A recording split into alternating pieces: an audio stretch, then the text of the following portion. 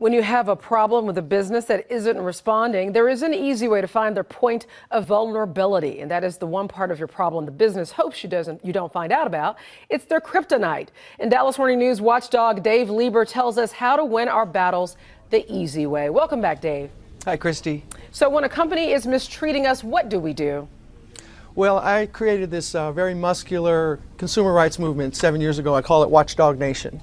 And I figured out that what we want to do is figure out the company's kryptonite. And all we have to do is basically look for it. Because we just take our problem, we take it to a search engine, and we say, here's my problem, now how do I solve it? You know, my ice maker broke on my Frigidaire Model 91C3R. And we find these 4 points of vulnerability generally. And I just like to go over them with you because when you look for them, generally one of these shows up. The first one is there might be a class action lawsuit somewhere in the US, which you find on the internet, and you know that now. The second could be a past news report from somebody like Deanna Dewberry from NBC5, and she just exposed this 3 months ago, and you find that clip on the internet. Or there's an Attorney General investigation in one of the 50 states, or state regulators in Austin are looking into the problem. And then you call the company back and you say, hey, you know, I know what's going on with you, and I'm going to tell Deanna Dewberry that you're still doing this and she'd be interested. And that's their kryptonite, and they fold and they basically back off and they give you what you want. Okay. Well, do you think that some people need more help than others? Absolutely. Christy, the elderly and the poor and the financial novices, the young people and the ones that are just going off to college and coming back to college, this is all new stuff for them.